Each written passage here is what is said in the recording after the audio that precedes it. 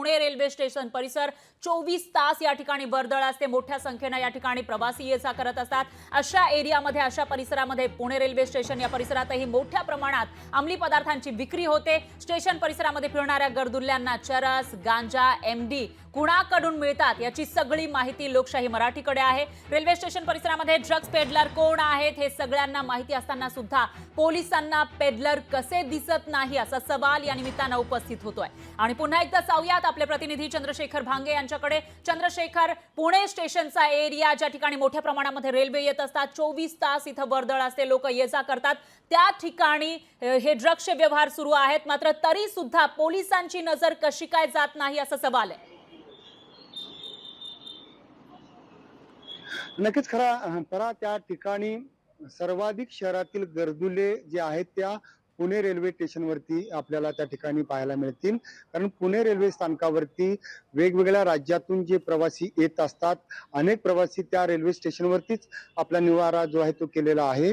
आणि पुणे रेल्वे स्टेशनच्या परिसरातील ज्या फुटपाथ आहेत त्या फुटपाथवरती सुद्धा मोठ्या प्रमाणात गांजा, चरस आणि इतर जे घातक गोष्टी आहेत त्या ठिकाणी मिळतात। खरं तर पुणे जे नार्कोटिक्स विभाग आहे त्यांना या सगळ्याची जंत्री माहिती आहे। त्यांना काही दिवसापूर्वी पुणे पोलीस आयुक्तांच्या कार्यालयामध्ये बोलवून तंबी सुद्धा दिली होती।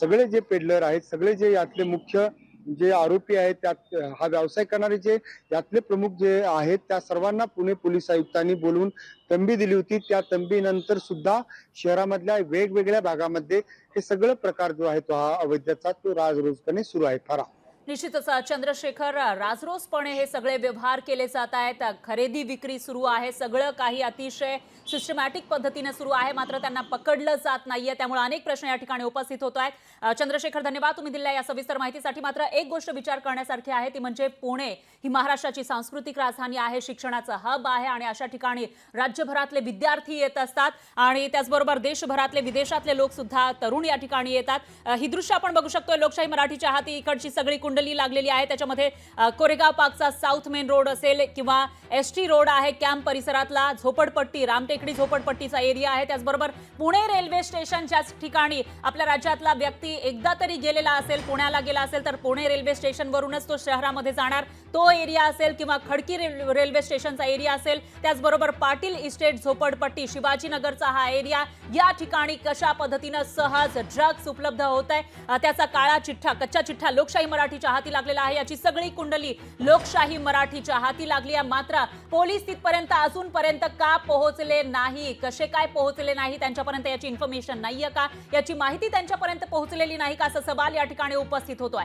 पुणे जी सांस्कृतिक राजधानी म्हणून ओळखली जाते ती आता नशेच्या बाजारामध्ये बुडालेलं या ठिकाणी पाहायला मिळतंय, कारण वेगवेगळ्या घटना इथं घडताना दिसत आहेत, गुन्हेगारांचाही अड्डा बनत चालल्याचं पाहायला मिळतंय आणि गुन्हेगार सुद्धा रील्स बनवत असतात आणि अशामध्ये ड्रग्जच्या घटनाही समोर येत आहेत। आता तर अल्पवयीन मुलं सुद्धा ड्रग्जच्या आहारी गेल्याचं या ठिकाणी पाहायला मिळत आहे। दरम्यान यावर प्रतिक्रिया देण्यासाठी रवींद्र धंगेकर, पुण्याचे आमदार, हे आपल्यासोबत जोडले गेलेले आहेत।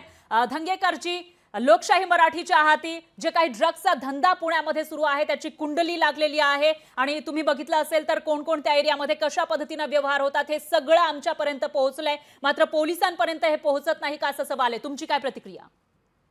मी गेल्या वर्षभर पोलिसांशी आणि प्रशासनाशी बोलतोय। प्रत्येकाच्या घराच्या उंबऱ्या जाऊन हा अंमली पदार्थ येऊन पोहोचलेला आहे। पोलिसांना विनंती करतोय, आंदोलन करतोय, विधानसभेत बोलतोय की ही परिस्थिती पुण्यामध्ये प्रचंड गंभीर आहे आणि याच्यात अर्थकारण मोठ्या प्रमाणात होतंय आणि याच्यामध्ये प्रशासन बळी पडतंय आणि याच्यामध्ये प्रचंड प्रमाणामध्ये आर्थिक व्यवहार होऊन लोकांच्या दारापुढे जाऊन हा अंमली पदार्थ येऊन थांबलेला आहे।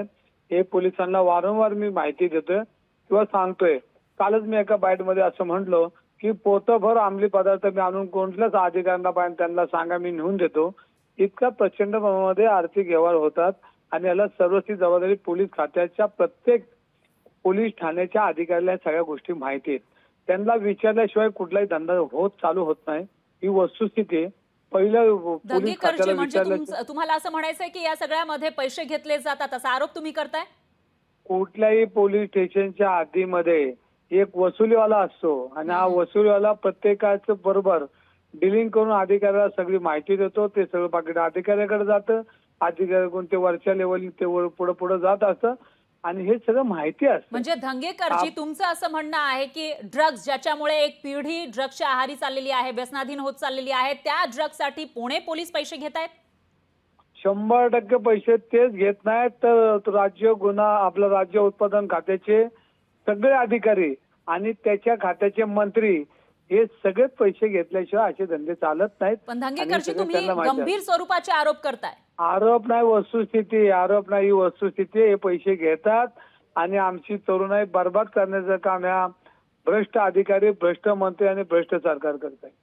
मग तुमच्याकडे याचे काही व्हिडिओज आहेत किंवा तुम्ही आता आरोप करताय त्याचे काही पुरावे आहेत? याच्यामध्ये राज्य उत्पादनाचे अधिकारी राजपूत साहेबांना यांची सगळी यादी वाचून दाखवली.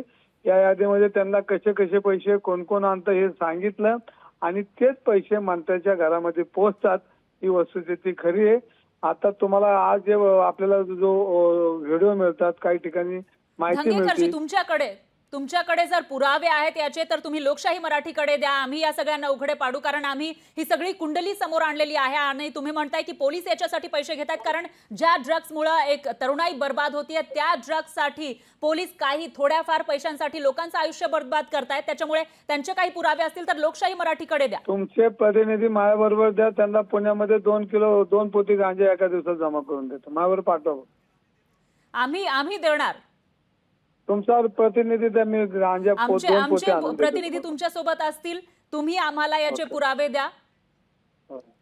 हो. रियालिटी चेक करू, स्टिंग ऑपरेशन करू. आणि आमचे प्रतिनिधी तुम्हाला संपूर्ण सहकार्य करतील. याचे पुरावे आमच्यापर्यंत पोहोचवू. पार्लर चालतात त्याच्यामध्ये तुम्ही वर्षभर मी तुमच्याशीच बोलतोय, तुमच्या माध्यमाशीच बोलतोय आणि प्रत्येक वेळेला दोन्ही विधानसभेमध्ये पावसाळी उन्हाळी अधिवेशनामध्ये बोललोय आणि मी सरकारला जाग आणण्याचा प्रयत्न करतोय. पण सरकारला जाग येत नाही. प्रचंड पैसा आणि अर्थकारणामुळे हे सगळे धंदे चालू आहेत. निश्चितच धंगेकरजी तुमचा मुद्दा लक्षात आलेला आहे. आता भविष्यामध्ये तुम्ही याचे जे पुरावे आहेत ते लोकशाही मराठीकडे द्याल अशी अपेक्षा आपण करूया. दरम्यान धन्यवाद तुम्ही दिलेल्या या प्रतिक्रियेसाठी. लोकशाही मराठी ऐका, पहा, जागरूक रहा.